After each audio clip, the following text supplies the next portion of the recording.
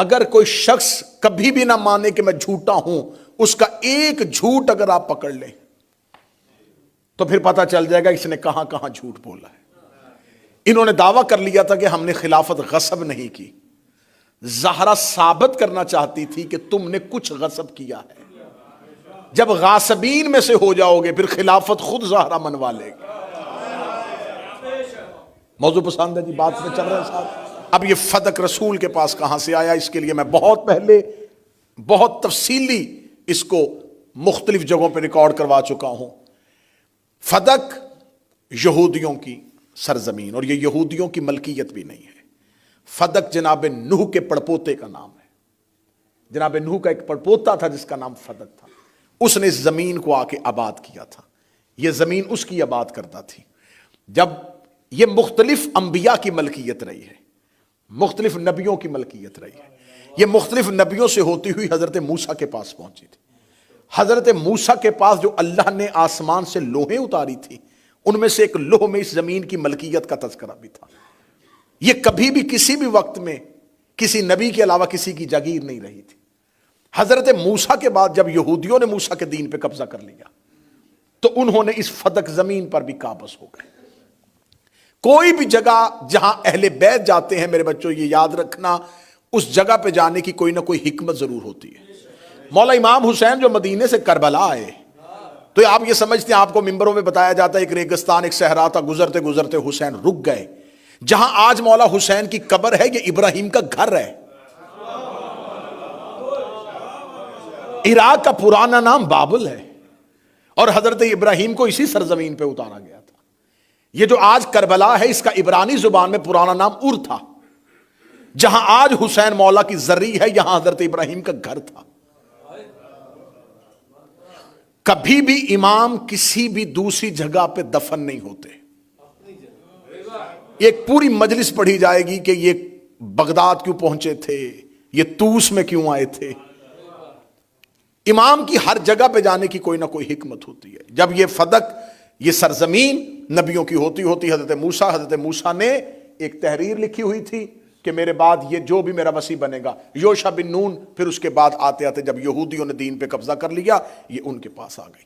یہ سرزمین یہودیوں اور عیسائیوں کے درمیان متنازع رہی۔ عیسائی کہتے تھے کیونکہ حضرت موسیٰ کے بعد حضرت عیسیٰ کی نبوت کا تذکرہ تھا، عیسائی کہتے تھے یہ ہماری ملکیت، لیکن یہودی اپنی اکثریت کی وجہ سے اس کے اوپر قابض ہو گئے۔ جب یہودی اس کے اوپر قابض ہو گئے تو بہت عرصہ انہوں نے اس پر قبضہ رکھا۔ رسول اللہ نے حضرت علی کو وہاں بھیجا، اور وہاں بھیج کے یہودیوں سے دو مطالبے کیے۔ پہلا مطالبہ، یہ سب سرزمین جس پہ تم قابض ہو یہ تمہاری نہیں ہے، یہ ہر دور میں نبیوں کی ملکیت ہوتی ہے۔ دوسرا، تم اسی سرزمین کو جو ہماری ہے، جو رسول اللہ کی ہے، اسی سرزمین پہ رہ کے اسی رسول کے دین کے خلاف استعمال کر رہے ہو، جس کی ہم تمہیں اجازت نہیں دیں گے۔ جو ہی یہودیوں کو پتا چلا کہ مالک آ گیا ہے تو یہودیوں کے سربراہ نے اپنے صندوق میں سے وہ پرانی تحریریں نکالی۔ اس تحریر میں سے وہ تحریر نکالی جو دور حضرت موسیٰ سے چلتی ہوئی لوحوں کی صورت میں آ رہی تھی۔ اسی تحریر کے نیچے لکھ دیا کہ ہم نے جتنا عرصہ اس جگیر کی ملکیت اپنے پاس رکھی ہے وہ ہم مسلمانوں کے پیغمبر سے معافی چاہتے ہوئے یہ سرزمین اسے واپس کرتے ہیں۔ یہ زمین اس کو لینے کے لیے نہ کوئی جنگ ہوئی تھی، نہ کوئی جہاد ہوا تھا، نہ کوئی گھوڑے دوڑائے گئے تھے، نہ کوئی خون بہا تھا، نہ کوئی لشکر گیا تھا، نہ کسی نے وہاں جا کے محاصرہ کیا تھا۔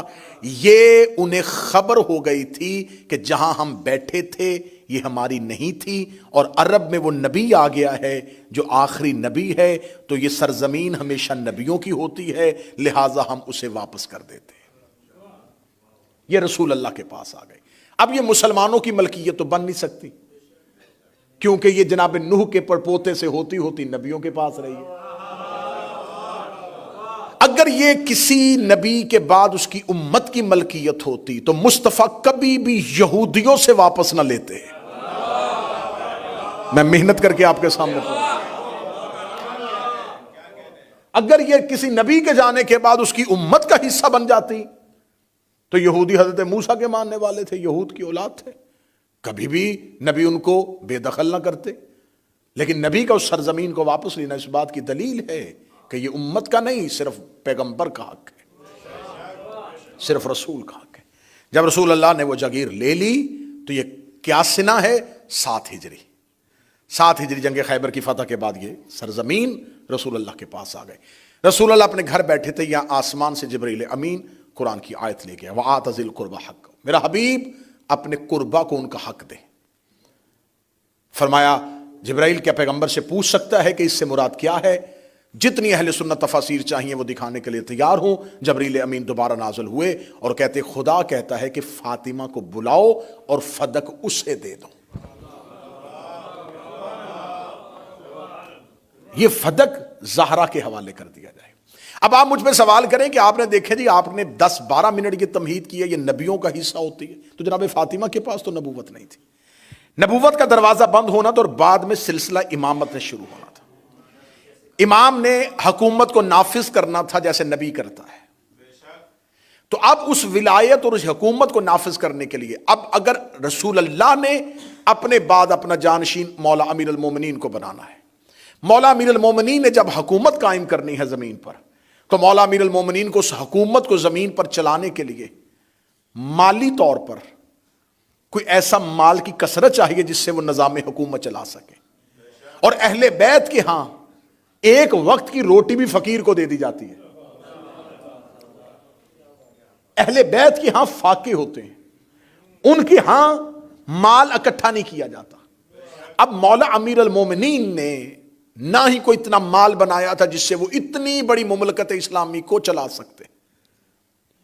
جب مولا امیر المومنین کے پاس ایسے کوئی مالی سورسز نہیں تھے، کوئی ذرائع نہیں تھے، تو اب اللہ نے تو اس نظام کو چلانا تھا۔ تو خدا نے بذریعہ پیغمبر علی کی حکومت کے نظام کو قائم رکھنے کے لیے یہ جاگیر زہرا کے حوالے کی۔ 7 ہجری میں بی بی کے پاس آئی، 11 ہجری میں رسول کا دنیا سے جانا ہوا، رسول اللہ کی شہادت ہوئی۔ 4 سال مسلسل یہ جاگیر جناب سیدہ کے پاس رہی۔ جب یہ جناب سیدہ کے پاس آئی تو جب رسول کے پاس تھی تب تک رسول کی تھی۔ جب رسول نے لکھ کے بی بی کو دے دی تو اب یہ ملکیت فاطمہ بن گئی ہے۔ لو پہلا جملہ اتنی محنت کے بعد پڑھنے لگا ہوں، جس نے یہ جملہ سمجھا وہ سمجھے کہ اس نے آج کی اور کل کی مجلس سمجھ آئے گا۔ فدق زہرا کی وراثت کا مسئلہ نہیں ہے، ملکیت کا مسئلہ ہے۔ آج کے بعد شیعہ اپنی سوچ کا زاویہ اس انداز سے لیجئے گا کہ حاکم نے نبی کی وراثت پہ قبضہ نہیں کیا، فاطمہ کی ملکیت پہ قبضہ کیا۔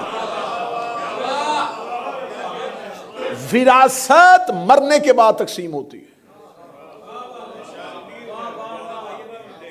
اگر کسی انسان کا کوئی ایک بیٹا ہو، 4 بیٹے ہوں، مرنے کے بعد وراثت تقسیم ہو، 3 نافرمان ہو، 1 فرما بردار ہو، وہ اپنی زندگی میں کہے نہیں بعد میں وراثت ہوگی تو ان 3 کو بھی ملے گی، میں زندگی میں 1 ہی کو دے دیتا ہوں، تو وہ 1 کے نام کر دے۔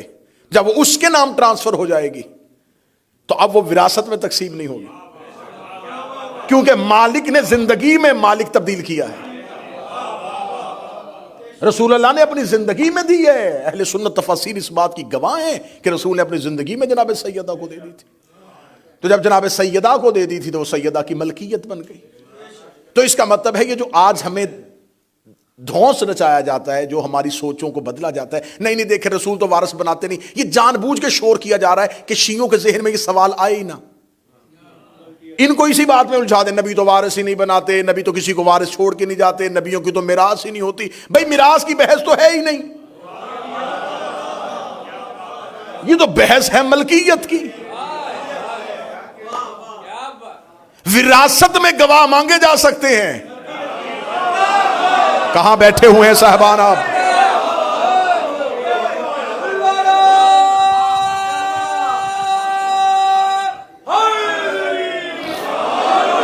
ایک بندے کے پاس اپنی ایک پراپرٹی ہو، اس کی اپنی ذاتی ہو، اس کے نام پہ وہ پراپرٹی ہو، دوسرا انسان آ کے اس سے وہ پراپرٹی چھین لے، وہ پلاٹ پہ قبضہ کر لے، کیس کورٹ میں چلا جائے۔ اب مجھے بتائیں کہ آج کی عدالت گواہ قبضہ کرنے والے سے مانگے گی یا مالک سے مانگے گی؟ مالک کی زمین پہ قبضہ کیا گیا، قابض بھی چلا گیا کورٹ میں، مالک بھی کورٹ میں چلا گیا، مالک نے کہا یہ دیکھے جی میرے پاس ملکیتی کاغذ ہے، یہ تو میری زمین تھی، قابض نے کہا نہیں یہ تو میری ہے، عدالت کہے گی اگر تیری ہے تو بتا، تحریر، ثبوت، گواہ۔ دربار میں گواہ حاکم نے دینے تھے، زہرا نے نہیں دینے تھے۔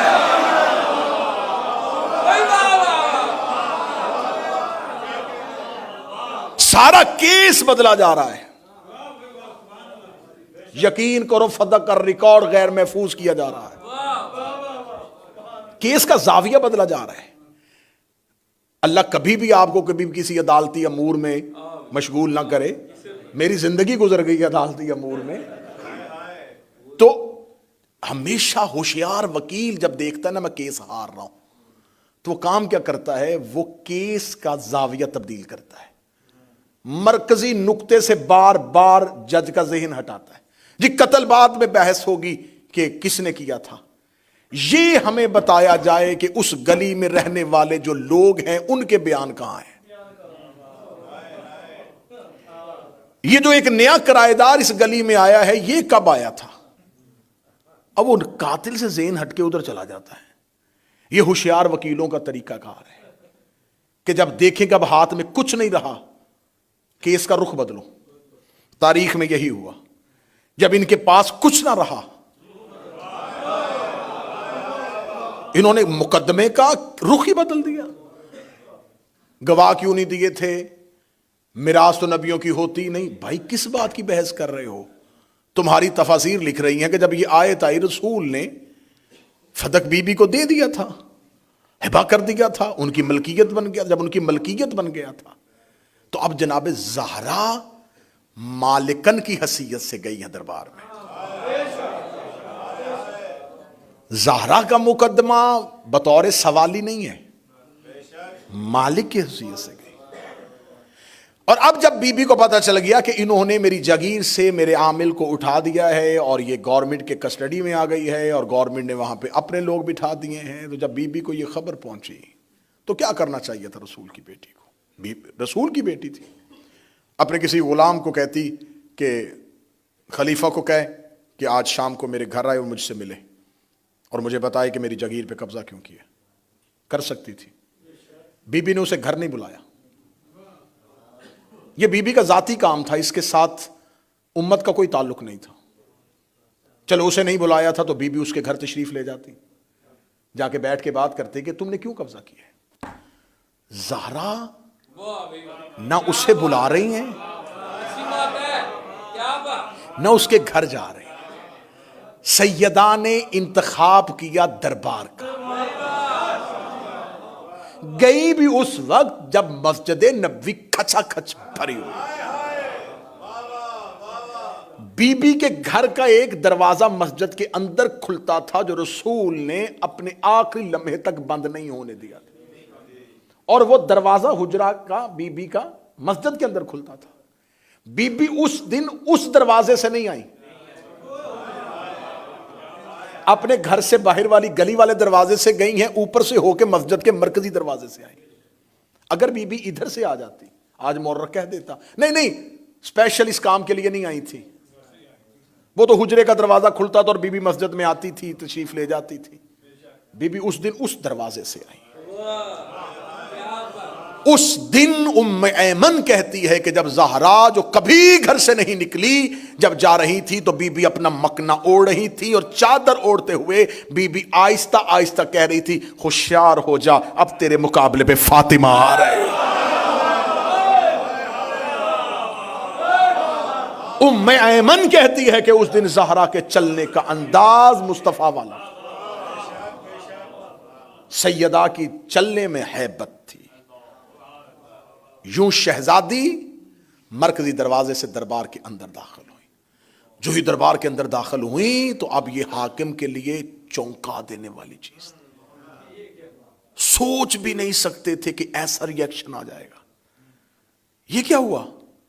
زہرا مرکزی دروازے۔ اب وہ لوگ جنہوں نے رات کی تاریکی میں ان کی بیعت کی ہے، لیکن انہیں پتا ہے کہ سیدہ کون ہے، وہ مقام زہرا سے واقف ہیں، انہوں نے نبی کو ان کے دروازے پر رکتے ہوئے دیکھا ہے، انہیں خبر ہے۔ اب وہ خوف زدہ ہو گئے، چپ ہے، خاموش ہے سارے، اور سیدہ ام ایمن کے کاندھے پہ ہاتھ رکھے ہوئے دربار کے مرکزی دروازے سے اندر آئی۔ حاکم اٹھ کے کھڑا ہوا، بنت پیغمبر آپ دربار میں تشریف لے آئیں؟ کیوں؟ بیوی نے کہا پوچھنے آئی ہوں، میرے جاگیر سے میرے عاملین کو کیوں اٹھایا گیا ہے؟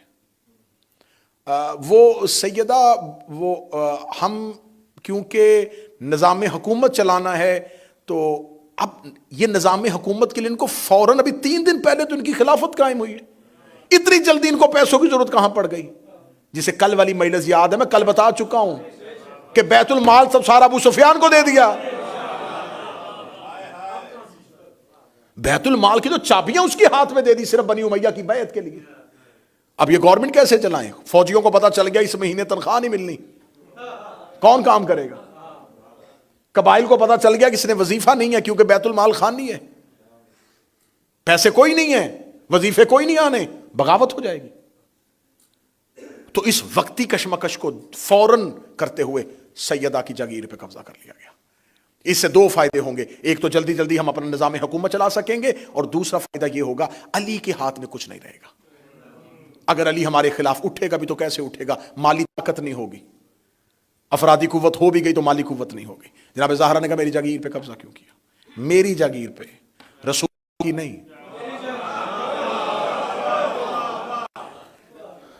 سیدہ وہ ہم نے اس لیے کہ ہمارے پاس ایک نبی کی حدیث ہے، رسول اللہ نے کہا تھا نحن معاشر الانبیاء لا نورث، ہم گروہ انبیاء نوارث بناتے ہیں، ہم جو بھی چھوڑ کے جاتے ہیں وہ صدقہ ہوتا ہے۔ بیوی نے کہا اس حدیث کا کوئی گواہ؟ میں پوری ذمہ داری کے ساتھ یہ بیان ریکارڈ کروا رہا ہوں، یہ بات صرف حسینیہ میں روز کہہ رہا ہوں، اس امام برکت تک نہیں، پتہ نہیں مجھے اس آواز کی باز گشت کہاں کہاں سنائی دے گی، کہاں کہاں مجھے اپنے ان الفاظ کو پھر دوبارہ ثابت کرنا پڑے گا۔ جناب سیدہ نے جب یہ جملہ کہا، تاریخ اسلام کی قبلہ ترابی صاحب، یہ واحد حدیث ہے جس کا واحد راوی ہے، ایک راوی ہے، صرف ایک، جو کہہ رہا ہے صرف وہی ہے، اس کے علاوہ اس حدیث کا کوئی گواہ ہی نہیں۔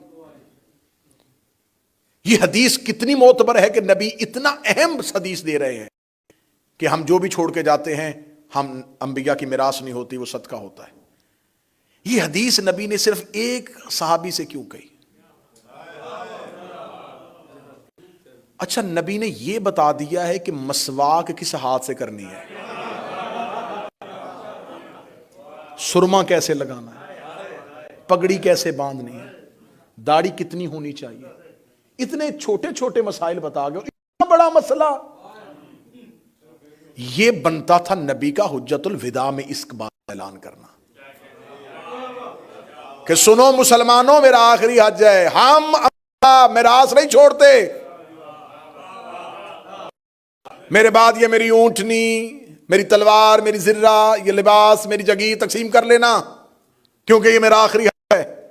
میں نپٹانا چاہتا ہوں کہ میں اپنی زندگی میں ان امور کو بتا دوں جو اس مجمع میں کہنی چاہیے تھی، وہ ایک بندے کو کہی، اور جو ایک بندے کو کہی اس حدیث پہ پورا مذہب بن گیا، اور جو من کنتو والی حدیث 1.25 لاکھ میں کہی،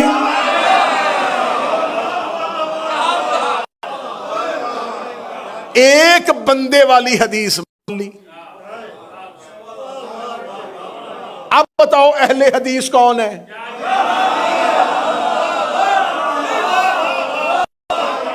کس کے پاس حدیث ہے؟ حدیث پیغمبر ہے کس کے پاس؟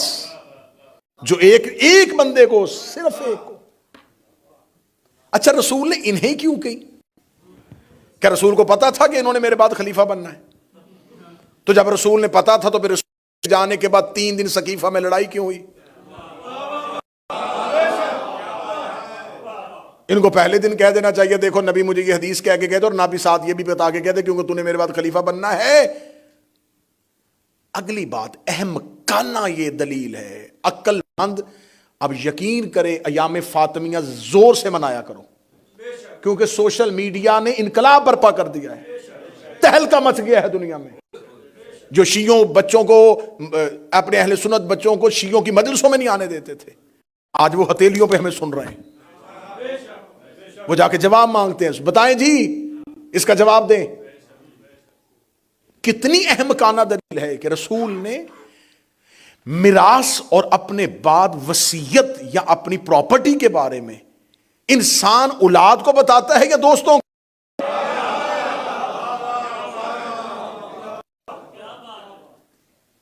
یہ کبھی ہوا ہے کہ بندہ گھر میں کسی بھی کچھ نہ بتائے اور باہر جا کے دوستوں کو ہوٹل میں بلا کے کہے میں تمہیں بتانا چاہتا تھا کہ میرے بعد میری پراپرٹی کا یہ کام کرنا تم نے؟ تو یہ بات دوستوں سے کرنے والی نہیں ہے، گھر والوں سے کرنے والی. اور گھر والے سامنے سارے کھڑے، نہ مولا علی کہہ رہے ہیں کہ میرے پاس یہ حدیث ہے، ادا کہہ رہی ہے میرے پاس یہ حدیث ہے، نہ حسن حسین کہہ رہے ہیں میرے پاس یہ ہے. وہ سامنے کھڑے کہہ رہے ہیں یہ نبی نے نہیں کہا، اور وہ کہہ رہے ہیں کہ کہا ہے. اب میرا اہل سنت بھائی، میں بار بار کہہ رہا ہوں، کسی چند شخصیتوں کو بچانے کے لیے تم نے اپنی آخرت بھی قربان کر دی ہے، تم نے جنت بھی داؤ پہ لگا دی ہے، تم نے اپنے اعمال بھی ختم کروا دیے ہیں. کڑوا گھونٹ ہے، بھر لو، تھوڑی سی تکلیف ہوگی سہ لو. صرف یہی ہوگی نا کہ انہیں تو ہم مانتے یہ ایسے نکلے، کچھ نہیں ہوتا، تم تو بچ جاؤ گے، تمہارا حشر تو آسان ہو جائے گا. انہوں نے قبر میں نہیں آنا، یہ دن اپنے اعمال کا جواب خود دیں گے. مجھے صرف اتنا بتاؤ کہ ادھر نبی کے 4 خاندان اور نبی کے فیملی کے ممبرز کھڑے کہہ رہے ہیں کہ نبی نے یہ نہیں کہا، ایک بندہ کھڑا کہہ رہا ہے کہ کہا ہے. اب بتاؤ قرآن سے کہا ہے یا انہیں کہا؟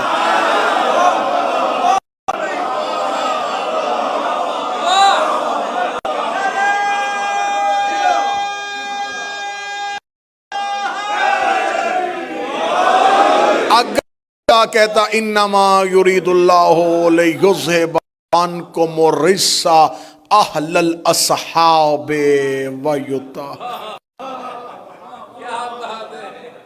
یہ ہمارے اہل سنت بھائی. بسم اللہ جی، بسم اللہ، بسم اللہ، بسم اللہ.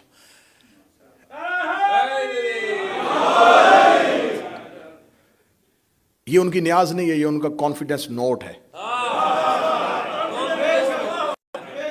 کہ بات پہنچ رہی ہے، بات جا رہی ہے. کوئی لڑائی نہیں، کوئی جھگڑا نہیں. عقل یہ تقاضا کرتی ہے کہ ادھر ایک شخص کہہ رہا ہے کہ یہ حدیث ہے، 4 کہہ رہے نہیں ہیں. یہ جو ایک ہے اسے آپ نے ٹائٹل دیا ہے رضی اللہ، ان 4 کو آپ نے کہا علیہ السلام. نماز میں درود اس میں پڑھتے پہ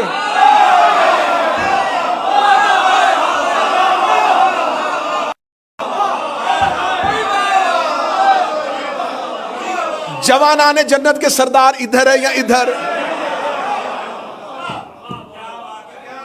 بضعۃ منی ادھر ہے یا ادھر؟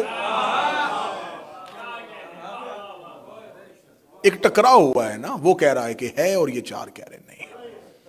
ہم نے تو نہیں سنی اور وہ کہہ رہے ہیں. بس جب جناب سیدہ نے یہ سن لیا تو اب بی بی نے ایک عالمگیر خطبہ. کیا کہنے اس خطبے کو. زندگی میں آپ کوشش کیا کریں کہ آپ اسے روزانہ پڑھیں، مہینے میں ایک بار پڑھیں، پڑھ سکو زندگی میں ایک بار. سیدہ کا خطبہ، جو زبان تمہیں سمجھ آتی ہے میں پڑھنا، تمہیں سیدہ کا احتجاج اور لہجہ سمجھ میں آئے. قبلۃ العابدین صاحب اتنے مردوں میں ایک مستور کھڑی ہے اور اس نے خطبے کا آغاز کیا. اس کا تعریف اس اللہ کی جس نے نعمت نبوت اور نعمت امامت کے لیے صرف ہمارے گھر کا انتخاب کیا.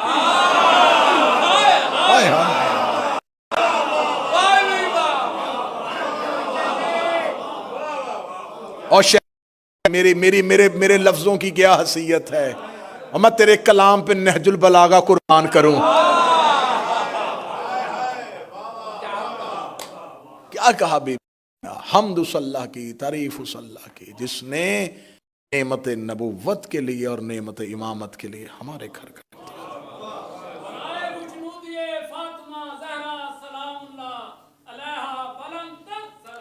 اللہ صلی علی محمد. اس کے بعد بی بی نے خطبہ دینا شروع کیا. طویل خطبہ.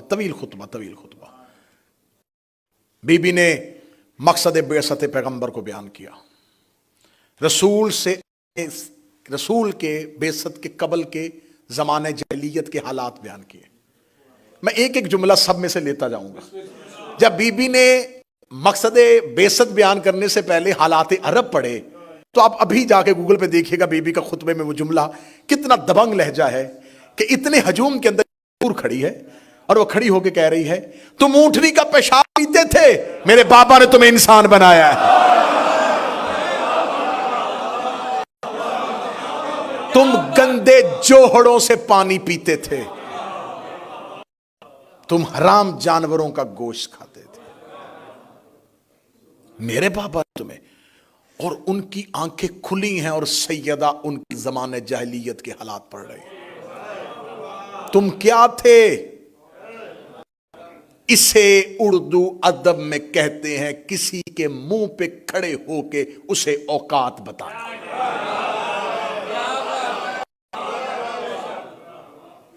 بی بی نے زمانہ جاہلیت کے حالات پڑھے، بی بی نے بتایا کہ میرے بابا نے زمین پہ آ کے جب بعثت ہوئی اس کے بعد عرب کے حالات کو کیسے بدلا۔ پھر بی بی نے الہی آئین کو پڑھا، اللہ کے دستور کی تشریح کی۔ پھر بی بی نے جنگوں کے حالات پڑھے، پھر علی کے ان جنگوں کے حالات میں علی کے فضائل پڑھے، علی کی بہادری پڑھی، علی کی جوان مردی پڑھی، علی کی شجاعت پڑھی۔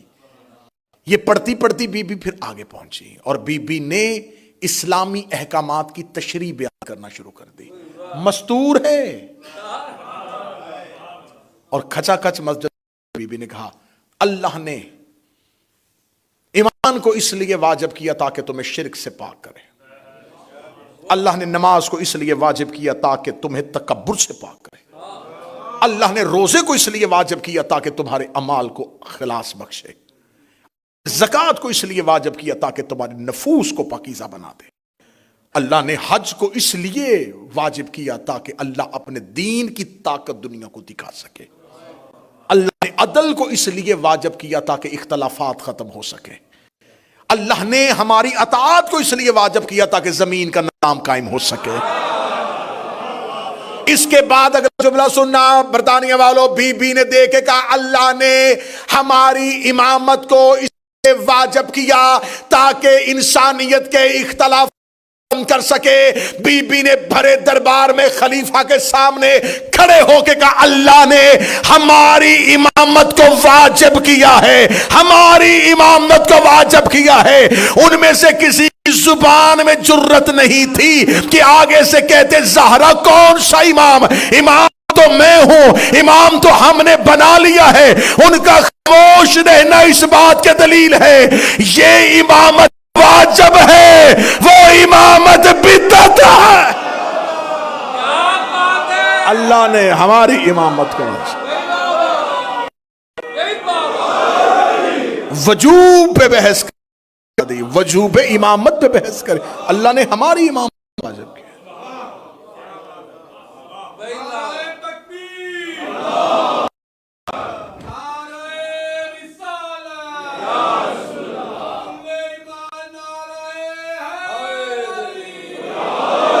اب بی بی نے کیا کہا؟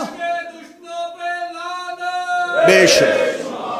اب شہزادی کیا کہا؟ شہزادی نے کہا اللہ نے ایمان کو کیوں واجب کیا، اللہ نے نماز کو کیوں واجب کیا، اللہ نے روزے کو کیوں واجب کیا، اللہ نے زکوٰۃ کو کیوں واجب کیا، اللہ نے عدل کو کیوں زمین پہ اتارا، اللہ نے حج کو زمین پہ کیوں اتارا، اللہ نے ہماری اطاعت کو کیوں واجب کیا، اللہ نے ہماری امامت کو کیوں واجب کیا۔ اب اس جملے کا میں داد قبلہ صاحب سے دینے لگا ہوں، اللہ نے کیوں واجب کیا، کیوں واجب کیا، کیوں واجب کیا۔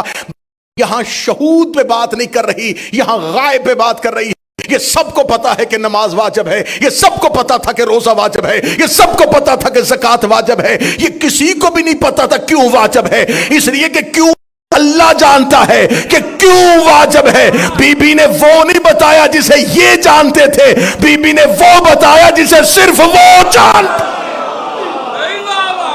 صرف اللہ جانتا ہے۔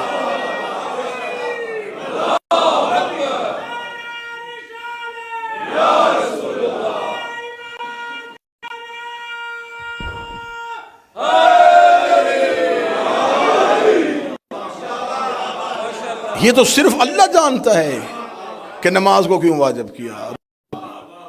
بی بی دربار میں وہ بتا رہی ہے جو مسلمان نہیں، جو صرف اللہ جانتا ہے۔ یہ ہے نمائندہ الہی، یہ ہے الہی مقصد کو سمجھنے والے۔ بی بی نے یہ ساری چیزیں بیان کرنے کے بعد بی بی نے دیکھ کے کہا تو نے ایک جھوٹی حدیث کو بنایا۔ یہ کہنے کے بعد بی بی نے، یہ ہے مناظرے کی اب لائن، بی بی نے دیکھ کے کہا اے قحافہ کا بیٹا، کیا تو اپنے بعد اپنے باپ کی میراث میں سے حصہ لیا ہے؟ کہتا ہاں میں نے تو لیا ہے۔ بی بی یہ کیسے ہو سکتا ہے کہ تو اپنے باپ کی میراث پائے اور باقیوں کے لیے تو کہہ رہا ہے، نبی کہہ رہے ہیں کہ میراث ہوتی ہی نہیں ہے۔ یہ کہنے کے بعد بی بی نے، یحییٰ کو جانتے ہو؟ اور فوراً بی بی نے قرآن کیا، اللہ نے اسے زکریا کا وارث بنایا تھا۔ سر جھک بی بی نے سر اٹھا کے کہا سلیمان کو جانتے ہو؟ اللہ نے اسے داؤد کا وارث بنایا تھا۔ بی بی نے دھڑا دھڑ قرآن کی آیتیں پڑھنی، ایک آیت کے بعد دوسری کے بعد تیسری، تیسری کے بعد چوتھی۔ یہ جملہ آیت اللہ کاظم قزوینی نے اپنے میں لکھا، اس جملے سے مجھے عشق ہے۔ وہ کہتا بی بی جب اپنے خطبے کے اندر قرآن کی آیتیں جوڑ رہی تھی، بی بی کے لہجے کا ربط اتنا کمال تھا، اتنا خوبصورت تھا کہ خطبے میں پتہ ہی نہیں چل رہا تھا کہ زہرا کہاں چپ ہوئی ہے اور اللہ کہاں بول رہا۔ لہجے میں ہائے ہائے ہائے، وہ کہتے پتہ ہی نہیں چل رہا تھا، بی بی کا خطبہ پڑھو پتہ ہی نہیں چلتا کہ کہاں زہرا چپ ہوئی ہے اور کہاں آیت آ گئی ہے، کہاں آیت چپ ہوئی ہے، کہاں زہرا بول رہی ہے۔ کیونکہ جو اس کا قرآن میں لہجہ ہوتا ہے وہی دربار میں فاطمہ کا لہجہ ہے، وہی اسلوب، وہی گفتگو کا طرز، وہی گفتگو کا بیان۔ کیونکہ عالمہ غیر معلمہ بول رہی ہے، رسول کی بیٹی ہے لیکن غیر معلمہ ہے۔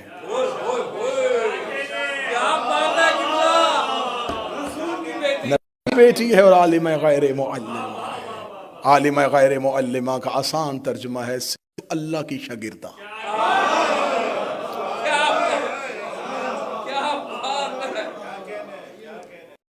ایک دن مولا امیر المومنین نے بی بی کے سر بیان کرتے ہوئے جناب سیدہ سے پوچھ لیا تھا، زہرا علی وہ بھی جانتا چکا اور وہ بھی جانتا ہے جو ہوگا۔ سیدہ اٹھی اور علی کے ہاتھ کا بوسہ دے کے کہنے لگی زہرا وہ بھی جانتی ہے جو ہوگا ہی نہیں۔ ہائے ہائے ہائے ہائے ہائے۔ اب اس جملے میں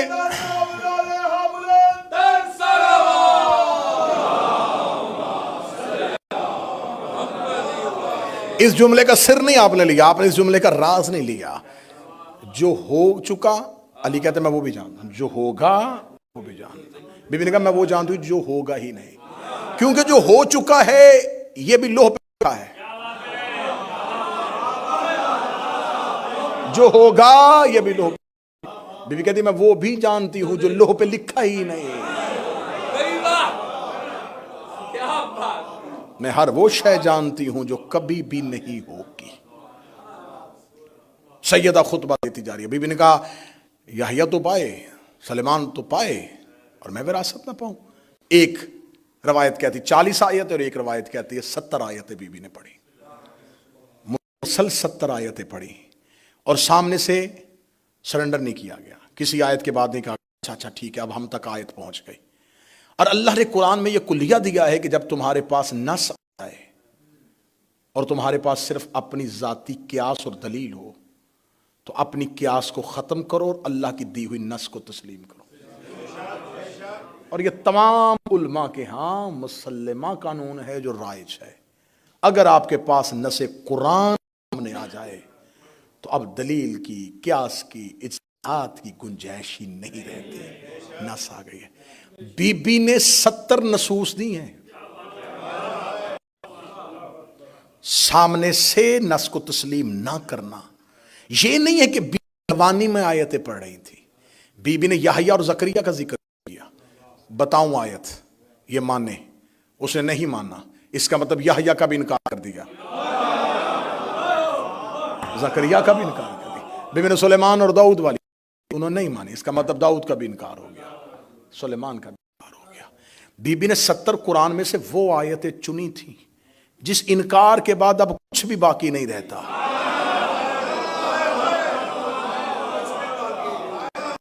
یہ 70 آیتیں نہیں، یہ جال تھا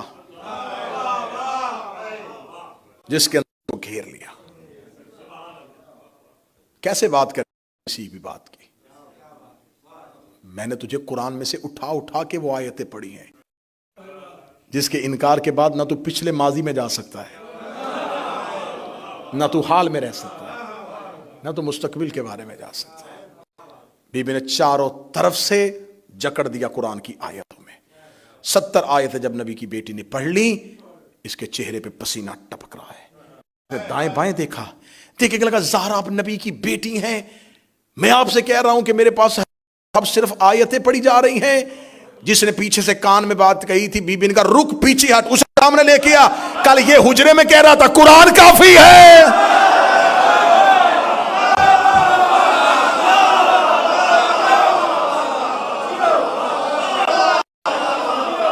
ہٹ پیچھے سے، اسے سامنے لے کے آ۔ 3 دن پہلے تو اس نے میرے بابا کے حجرے میں کھڑے ہو کے کہا تھا حسبنا کتاب اللہ، اللہ کی کتاب کافی ہے۔ اب میں پڑھ رہی ہوں تو مان کیوں نہیں رہا؟ اب مجھے بتاؤ، نہیں تو کیا ہے؟ یہ انقلاب نہیں ہے تو کیا ہے؟ شہزادی نے یدھونگ لہجے میں بات کی۔ بس بی بی کھجوروں کے باغوں کے لیے نہیں آئی تھی، بی بی نے جکڑ دیا، آیتوں کی زنجیریں پہنا دی۔ بی بی نے زمانہ جاہلیت کی باتیں کر کے شجرا بتایا، تشریحات اسلام خلیفہ وقت کے سامنے کر کے خود کو اسلام کا وارث بنایا۔ ظالم حاکم کے سامنے کھڑے ہو کے علی کے فضائل پڑھنے کے بعد شہزادی نے اپنی جرت کو ظاہر کیا، ایک انقلاب برپا کر کے، ایک تحریک برپا کر کے، ایک ہلچل مچا کے زہرا دربار سے فتح یاب ہو کے واپس پلٹی۔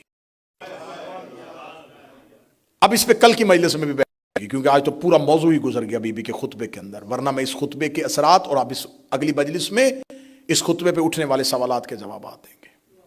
جناب سیدہ ایک انقلاب برپا کرنے کے بعد چلی گئی۔ جب حاکم نے کہہ دیا تھا کہ نبیوں کا ورثہ نہیں ہوتا، نبیوں کی میراث نہیں ہوتی، تو پھر رسول اللہ کے جانے کے بعد اب یہ سوال ہے کہ یہ فدق کہاں گیا؟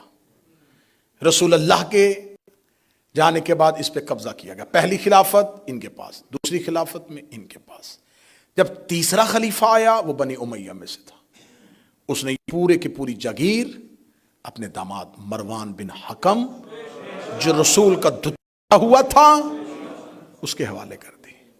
تو جب نبیوں کی میراث نہیں ہوتی، جو چیز نبی کی بیٹی کو نہیں ملی وہ خلیفہ نے بطور خلیفہ اپنے داماد کو کیسے دی؟ پھر اس کے بعد یہ مروان بن حکم کے پاس رہا۔ مروان بن حکم کے بعد جب معاویہ بن ابو سفیان آیا، اس نے اسی جگیر فدق کو 3 حصوں میں تقسیم کیا۔ یہ بات بڑے غور سے سنیے گا، آخری بات کر رہا ہوں، 3 حصوں میں تقسیم کیا۔ 1/3 مروان کے پاس رہنے دیا، 1/3 اپنے بیٹے یزید کے نام کر دیا، اور 1/3 سعید بن عثمان بن عفان کے نام کیا۔ اب اس کا مطلب ہے کہ وہ جو زہرا سینی تھی اب یہاں پہ آ کے 3 حصوں میں تقسیم ہو گئی، مختلف حصوں میں بانٹ دی گئی۔ اس کے بعد یزید کے بعد جب پھر دوبارہ مروان کی حکومت آئی، اس نے دوبارہ تخت سنبھالا، اس نے بے دخل کر کے پھر پوری کی پوری جاگیر اپنے پاس لی۔ پھر اس کے بعد فدق جو ہے یہ عبدالعزیز اس کے بیٹے ملکیت رہا۔ پھر عمر بن عبدالعزیز آیا، اس نے اپنے عرصے میں آتے ہی سب سے پہلے 2 کام کیے، ایک ممبروں پہ علی پہ سب و شتم بند کروایا، ایک فدق بنی فاطمہ کو واپس کیا۔ اس کے بعد پھر بنی امیہ نے پھر دوبارہ چھین لیا۔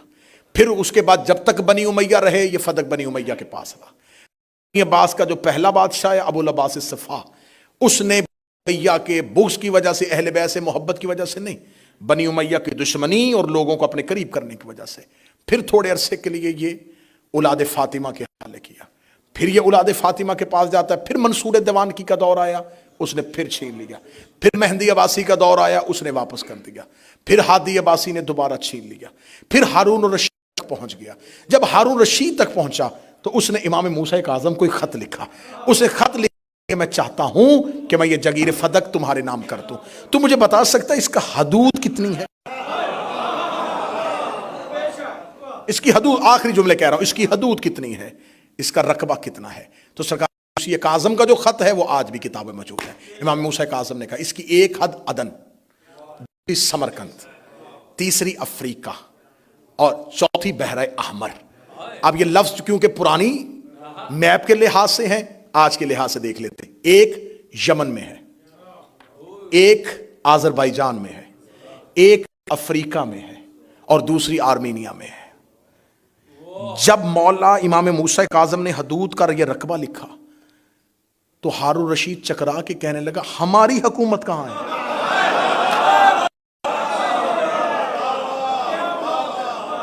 میں محنت آپ تک پہنچا رہا ہوں، میں نے وقت ضائع نہیں کیا، میں نے لمحہ ضائع نہیں کیا، میں نے مجمع سے ہاتھ نہیں اٹھوائے، میں نے نعرے کی زحمت نہیں دی، میں نے مجمع آگے پیچھے نہیں کیا، صرف میں جیسے نمازی نماز پڑھتا ہے ویسے یہ حقائق آپ تک پہنچا رہا ہوں. اب جب اس نے یہ کہا کہ ہماری حکومت کہاں ہے تو اب یہ سوال تھا کہ وہ فدق جو مدینے سے نکلا تھا یہ بجائے سکڑنے کے پھیلا کیسے؟ اب اس وقت فدق کدھر ہے؟ ایک شخص نے مجھے کہا کہ مجھے کاروبار کرنے کے لیے کچھ بھی نہیں ہے میرے پاس، مجھے 10,000 دے دے. میں نے اسے 10,000 دیا، اس نے 10,000 سے کاروبار شروع کیا، کرتا کرتا کرتا وہ 10 ارب تک پہنچ گیا. اس کے پاس آیا تو اس نے کہا یہ 10 ارب نہیں ہے، یہ اصل میں وہی 10,000 ہے جو پھیلتا پھیلتا 10 ارب تک پہنچ گیا تھا.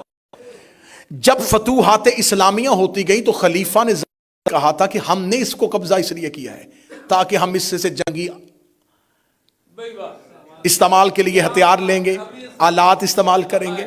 تو یہ جہاں جہاں اسلام پھیلتا گیا، کیونکہ جس جگیر سے مال لے کے جا رہے تھے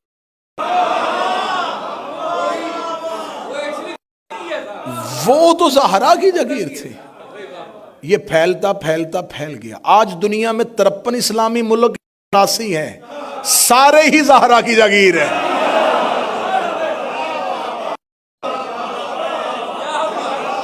جہاں جہاں لا الہ پہنچا ہے وہ زہرا کی جگیر. بسم اللہ صلی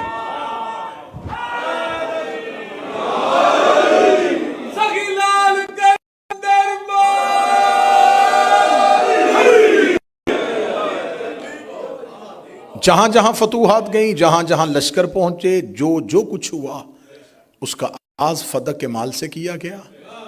تو اس کا مطلب ہے اگر کسی فوجی کو تنخواہ ملی تھی تو فدق سے، کسی کے ہاتھ میں تلوار تھی تو فدق کی، کسی کے پاس گھوڑا تھا تو فدق کا، کسی کے پاس نیزہ تھا تو فدق کا.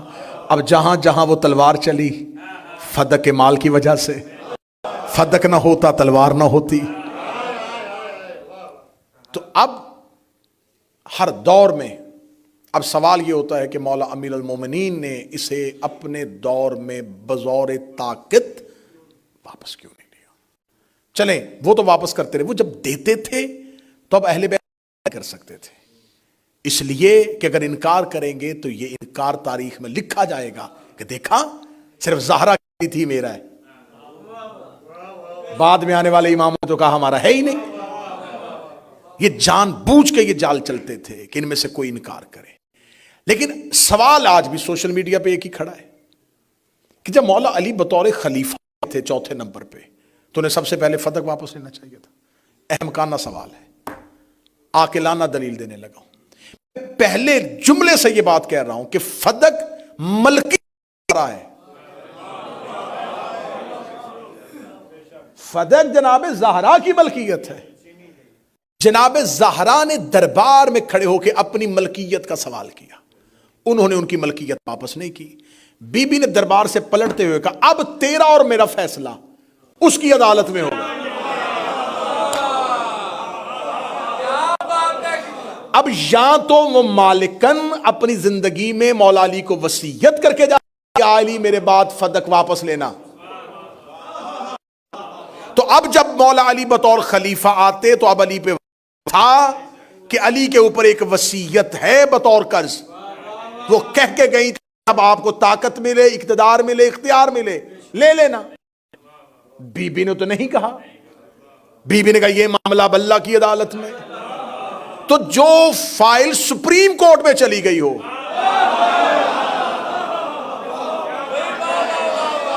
لوئر کورٹ اس مقدمے کو نہیں لا سکتی.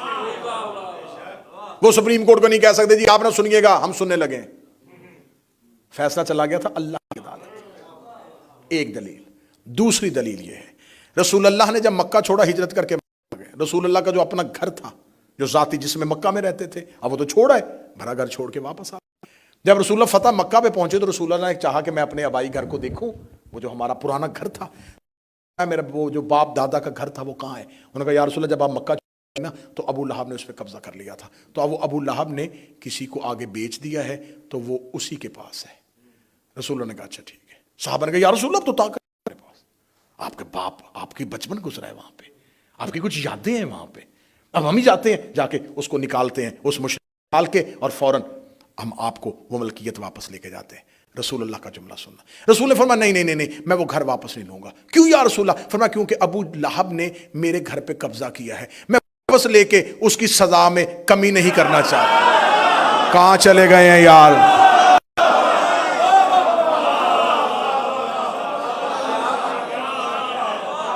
اگر میں واپس لے لوں تو پھر تو حساب برابر ہو گیا. اسے چھینا تھا میں نے واپس لے لیا تو عذاب میں تو کمی ہو گئی سزا تو ختم ہو گئی. میں یہ سزا نہیں ختم کرنے دیا. علی واپس لے لیتے تو آج سزا تو ختم ہو جاتی. سزا باقی ہے باقی رہے گی. سارے شیعہ بھی مر جائیں ایک بچہ زندہ رہے وہ پھر بھی زہرا کے قاتل کی عزت نہیں کرے گا.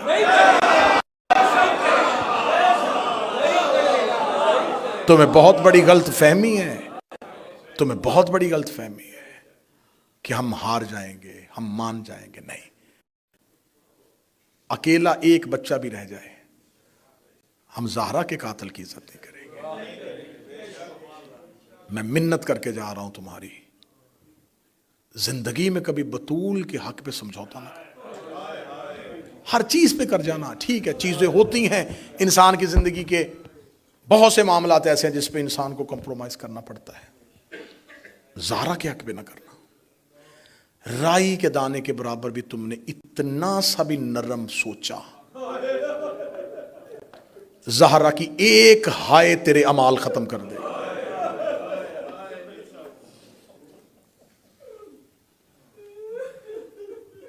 یہ چیزیں ممبر پہ نہیں پڑھی جاتی اس وجہ سے نقصان یہ ہو رہا ہے کہ ہماری نسل کے دلوں میں نرم گوشے پیدا ہو رہے ہیں.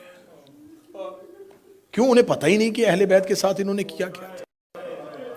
میں ایک سطر پوری دنیا میں پڑھتا ہوں اور آج بریڈ فورڈ میں پڑھنے لگا ہوں. ہم نے یزید کا جرم اتنا پڑھا کہ لوگوں نے ڈرتے اپنے بچوں کا نام یزید رکھنا چھوڑ دیا جیسے ہم نے حسین کا قاتل پڑھا تھا. اگر ویسے ممبر سے زہرا کا قاتل پڑھتے کبھی کسی کی جرت نہ ہوتی کہ میری قوم کے کسی جوان کے سامنے زہرا کے قاتل کا عزت سے نام لے لے. ہم 4 قدم پیچھے ہٹے. ٹھیک ہے بعض جگہوں پہ تقیہ ہے بعض جگہوں پہ مصلحت ہے. تمہاری ذات کے پنجرے میں نہ کوئی تقیہ ہے. امام صادق اپنے گھر میں بیٹھے ہوئے ہیں. ایک شخص آتا ہے بشار. مولا کے سامنے کھجوریں پڑی. وہ جب آ کے بیٹھا تو مولا نے کھجوروں کا تھال اس کے آگے کیا کہ کھجوروں میں سے کھا. اس نے کہا ابن رسول اللہ نہیں. فرمایا کھاؤ میں تمہیں دے رہا ہوں. کہنے لگا ابن رسول اللہ میرا دل بڑا عجیب ہے کچھ کھانے کو دل نہیں کر رہا. مولا امام صادق نے فرمایا کیا ہوا؟ کہنے لگا میں ابھی آپ سے ملنے کے لیے آ رہا تھا. بازار میں حکومت کے سپاہی ایک ضعیفہ کو گرفتار کر کے لے کے جا رہے تھے. اس ضعیفہ میں بڑا تشدد کر رہے تھے. مولانا کہا کیا تھا اس ضعیفہ نے؟ کہتا وہ بازار میں گزر رہی تھی اور گزرتے گزرتے ٹھوکر لگی گری. اٹھتے ہوئے اس نے کہہ دیا زہرا تیرے قاتل پہ لعنت. کوئی مخبر کھڑے تھے انہوں نے دربار میں خبر دے دی. فوراً سپاہی آئے اسے گرفتار کر کے لے گئے. کتابیں کہتی امام صادق نے یوں تکیے سے ابا بھی نہیں اٹھائی، بغیر ابا امام دوڑے ننگے پاؤں۔ آج جہاں عراق میں مسجد سہلہ ہے نجف کے پاس، آج بھی وہاں وہ امام صادق، امام مصلی پہ گئے، امام نے سر سے پگڑی اتاری، دعا کیا میرے اللہ میری دادی کی طرفدار کا خیال رکھنا، میرے اللہ اس نے بھرے بازار میں میری دادی کی گواہی دی ہے۔ ایسے روئے امام۔ یا وہ شخص پیچھے سے آیا، اس نے آ کے کہا آپ کی دعا قبول ہو گئی۔ دربار میں جانے سے پہلے پائیوں نے اس کو آزاد کر دیا۔ امام فرما کہتے ضعیفہ آزاد ہو گئی، آزاد ہو گئی۔ مولا جلدی سے اپنی جیب میں ہاتھ ڈالا، کچھ درہم نکالے، فرما اس کے گھر جا، میں جاؤں گا اس کے لیے اور سختی ہوگی، میں اس کی سختی نہیں برداشت کر سکتا، اس کے گھر جا، اسے میری طرف سے یہ درہم ہدیہ کرنا، اسے کہنا امام صادق تجھے سلام کہہ رہے ہیں۔ وہ شخص درہم لے کے ضعیفہ کے گھر گیا، بیٹی اپنے زخم صاف کر رہی تھی، اسے آگے کہا بی بی تجھے پتا ہے تجھے کس نے رہا کروایا ہے؟ خدا کی قسم میں یہ واقعہ بیان کر رہا ہوں تو میرے اوپر اثر اس لیے ہو رہا ہے، میں ان ساری چیزوں سے گزرا ہوں، مجھے موت کی وادیوں سے حسین کی ماں نے، میں نے یہ جو کھل کے زہرا کا حق پڑھنا شروع کیا، کچھ دیکھا ہے تو پڑھنا شروع کیا ہے۔ مجھے خبر ہوئی ہے کہ بی بی زہرا کا حق پڑھنا بے شک مشکل ہے، لیکن پڑھو تو زہرا سایہ کیسے کرتی ہے، محمد کی بیٹی آپ کے سر پہ کیسے آتی ہے۔ زخم صاف کر رہی تھی، یا اس شخص نے آ کے کہا بی بی امام نے مسجد سہلہ میں رو کے دعائیں کی ہیں تیرے لیے، اور امام نے یہ درہم بھیجے ہیں۔ درہم ضعیفہ نے ہاتھ میں پکڑے، روئی، رو کے کہتے لے جا، میرے امام کے قدموں پہ ہاتھ رکھنا، مولا سے کہنا مولا اس لالچ میں تو تیری دادی کا نام نہیں لیا تھا۔ شخص واپس آئے اور آگے کہتا مولا وہ کہہ رہی ہے کہ میں نے کسی لالچ میں تو آپ کی دادی کا نام نہیں لیا۔ امام کہتے کاش میرے پاس دینے کے لیے یہاں کچھ اور ہوتا، تجھے کیا خبر میں تجھے کیا دیتا، لیکن میرا وعدہ ہے بروز قیامت میں تیرا انتظار کروں گا، تو نے میری ماں کی گواہی دی ہے۔ کائنات کا مشکل کام ہے زہرا کے حق میں گواہی دینی۔ امام رضا علیہ السلام گھر میں بیٹھیں گے، امام محمد تقی کا بچپن ہے، یا زمین پہ لکیریں مارتے امام تقی رو رہے۔ امام رضا نے پوچھا بیٹا رو کیوں رہے ہو؟ امام تقی نے یوں بابا کا چہرہ دیکھا، دیکھ کہتے کاش مہندی کی جگہ پہ مرتا، ان کو قبروں سے نکالتا جنہوں نے زہرا کو زخمی کیا تھا۔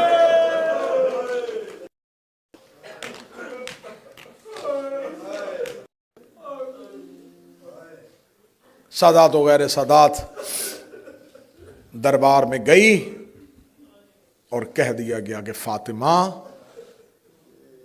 مسئلے سے بھول گئی ہے، مصطفیٰ کی بیٹی گھر آ گئی۔ آج میں نے پڑھنا ہے مصطفیٰ کی بیٹی کا وہ قتل جو گھر میں ہوا تھا۔ مشکل سے مشکل دعا اپنے دل میں رکھنا۔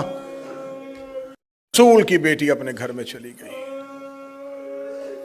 کہا یا علی میں اب ان دونوں کے لیے بد دعا کروں گی، میری کوئی نماز ایسی نہیں ہوگی جس میں ان کا نام لے کے بد دعا نہ کروں، یا علی میں مر جاؤں انہیں میرے جنازے پہ نہ آنے دینا۔ سیدہ اپنے گھر میں بیٹھ گئی، علی کے حق کی پہلی وکیل، علی کی ولایت کی پہلی وکیلہ۔ یا دربار میں بیٹھے ہوئے خلیفہ نے کہا کیا حالات ہیں علی کے گھر کے، یا کسی نے خبر دی کہ چیدہ چیدہ لوگ علی سے ملنے آ رہے ہیں۔ اس نے کہا علی کے گھر میں لوگوں کا اجتماع، لوگوں کا اکٹھا ہونا بند کرواؤ۔ یہ ساتھ بیٹھے ہوئے ایک شخص نے خلیفہ کو مشورہ دیا اور ساتھ ہی کہا یہ حکم تو نہ دے، میں اس معاملے کو دیکھتا ہوں۔ اس نے خالد بن ولید کو بلایا، اپنے چچا زاد بھائی مولاؤں نے کن بلایا، कहने लगा जाओ ज़हरा के दरवाजे पे और जाके अली को बुलाओ और उसे कहो तुम्हें हाकम ने दरबार। एक रवायत है अकेला खालिद बिन वलीद, एक है खालिद बिन वलीद और कुनफुस दोनों गए ज़हरा के दरवाजे पे दस्तक दी। अली को बाहर भेजो। जनाब ज़हरा ने पर्दे के अंदर से आवाज़ दी तुम्हें अली से क्या काम और अली को तुम्हारी हुकूमत से क्या काम, अली दरबार में नहीं आएंगे। ये पलट के वापस गए। इन्होंने जाके कहा क्या करें, अंदर से कोई कनीज नहीं, रसूल की बेटी बोल रही है। यह आवाज़ क्यों रसूल की बेटी का हया कर रहे हो, ले आओ अली को। दरवाजे से तब तक ना हटना जब तक अली बाहर ना आए। ये फिर आए।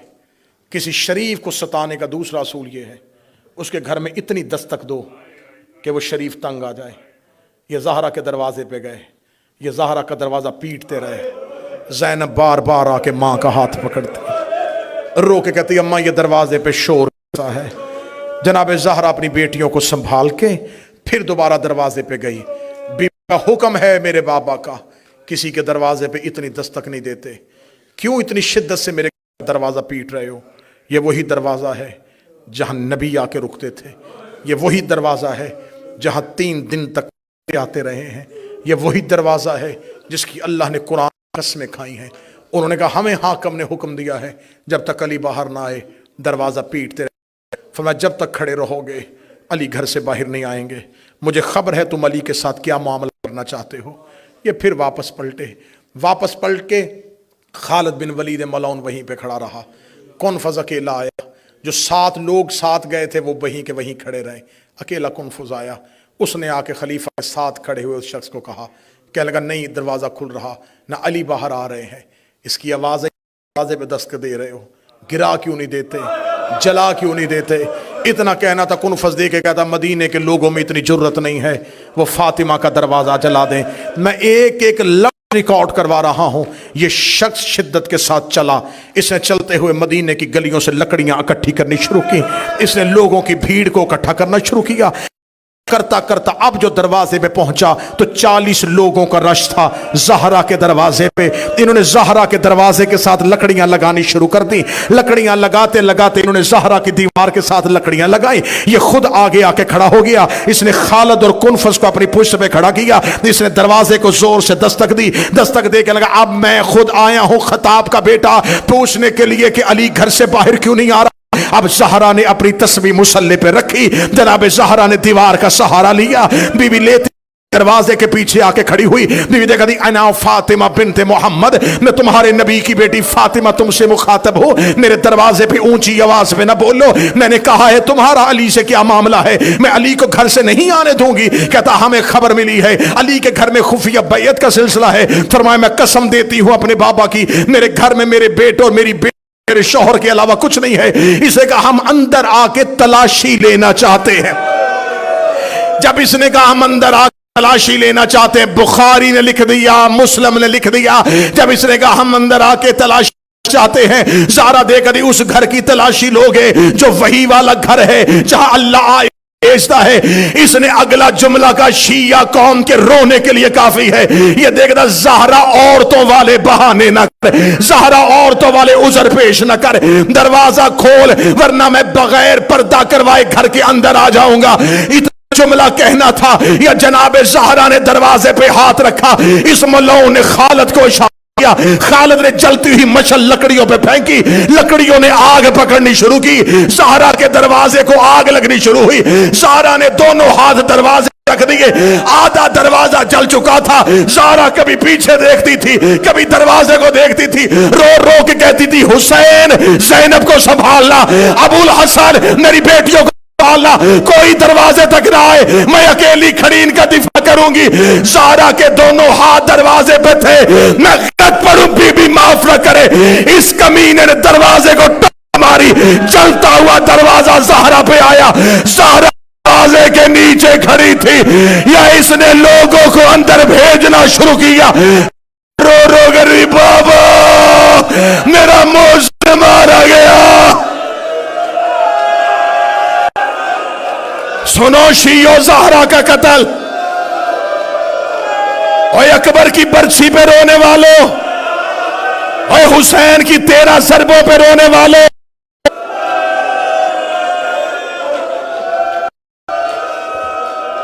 میں نے وعدہ کیا تھا میں کھل کے پڑھوں گا. ایک روایت ہے عمران، بی بی زمین اور دروازے کے درمیان تھی. ایک روایت ہے بی بی دیوار اور دروازے کے درمیان تھی. اگلی صدر میں سانس لے کے پڑھنی ہے. زہرا کا ایک ہاتھ باہر تھا، اس ملعون ہاتھ میں تازیانہ والا.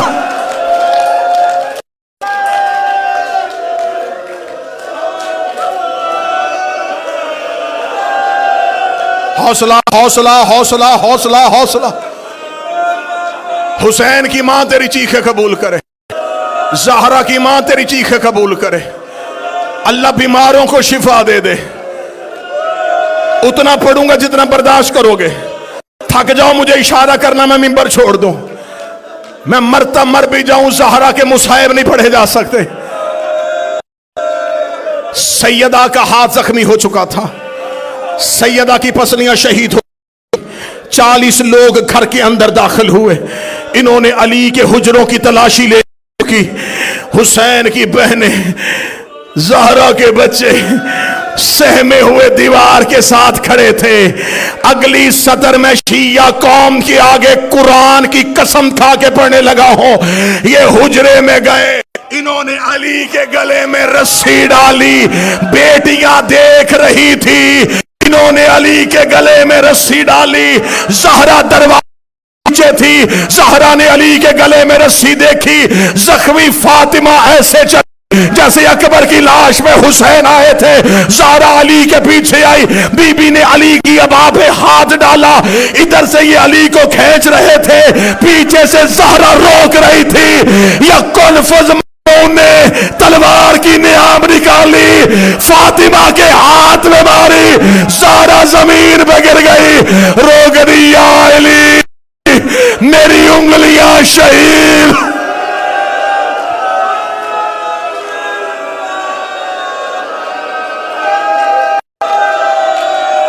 العظمت للہ، العظمت للہ. اونچی آواز میں رو، اونچی آواز میں رونا زہرا کی سنت ہے. حسین کی بہنیں ماں کا پرسہ لینے آئی. ہاتھ شہید، پہلو زخمی. حوصلہ حوصلہ حوصلہ. ابھی تو میں نے آدھا حصہ بھی مصائب نہیں پڑھا. ہاتھ زخمی ہو چکا تھا، پسلیاں شہید ہو چکی تھی، پیشانی سیدہ کی زخمی ہو چکی تھی. سانس لے کے اگلی روایت سننا. یہ روایت ہے جو منبر سے جاتی ہے. بہار میں علامہ مجلسی نے لکھ دی ہے. میں کیا کروں، کتاب سلیم بن قیس نے لکھ دی ہے. اس روایت کو اگر کوئی شیعہ منبر سے نہیں پڑھتا تو یہ اس کی مرضی ہے. مذہب شیعہ کی پہاڑ جتنی کتابوں نے لکھ دی ہے یہ روایت. یہ خود قاتل نے اعتراف کیا ہے. اس نے خط لکھا تھا. اسی قاتل نے جس نے یہ سب کچھ کیا، اس نے خط لکھا تھا. اس نے معاویہ کو شام میں خط لکھ کے حالات بتائے کہ ہم نے علی اور زہرا کے ساتھ کیا کیا. اس نے وہ خط اپنے بیٹے یزید کو دے دیا تھا. جب عبداللہ ابن عمر گیا تھا نا یزید کے پاس کہ تو نے کیا ظلم کیا، مار جو دیا تھا نبی کا بیٹا، کیوں قید کی تو نے نبی کی بیٹی؟ اسے کہا کس کا بیٹا ہے تو؟ اسے کہا عمر ابن خطاب کا بیٹا. اسے ہاتھ پکڑا، اندر حجرے میں لے گیا.